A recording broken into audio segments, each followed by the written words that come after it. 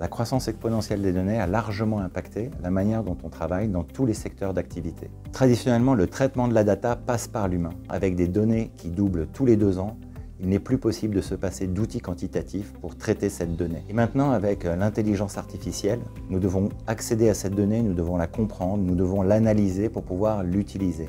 La maîtrise de la data n'est pas seulement un avantage, c'est la clé du succès. Et si on considère le secteur financier, de manière générale, c'est le secteur qui consomme et qui génère le plus de données.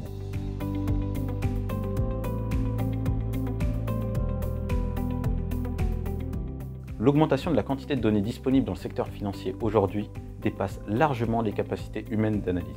Cette réalité concrète à laquelle les gérants de portefeuille font face rend impossible l'absorption complète de l'information disponible. Pourtant, cette information est la pierre angulaire d'une bonne analyse financière. C'est la matière première sans laquelle nous ne pouvons espérer déceler des opportunités d'investissement ou anticiper les fluctuations de marché. Face à ce constat, un virage quantitatif n'est pas une option, mais une nécessité. Les outils quantitatifs sont essentiels pour traiter, analyser et convertir cette montagne de données en idées d'investissement éclairées, primordiales pour générer de la performance sur le long terme.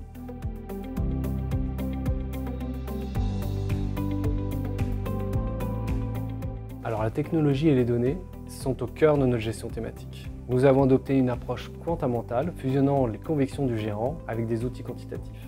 L'utilisation de ces outils quantitatifs nous permet d'analyser efficacement chaque spécificité des thèmes d'investissement, à trouver des données précises et à les mettre en relation.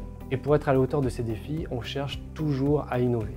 Ces méthodes novatrices nous aident donc à bien cerner chaque thème tout en gardant à l'esprit nos objectifs financiers et extra-financiers dès la construction des portefeuilles. Pour nous, adresser une thématique en décomposant le chiffre d'affaires est une méthode totalement obsolète. Par exemple, dans notre fonds fédéral Focus European Economy, qui traite de la priorisation à l'économie européenne, nous exploitons habilement des données détaillées sur la localisation des usines, des emplois, des investissements et des chaînes d'approvisionnement, de façon à identifier quelles sont les entreprises alignées avec notre thématique.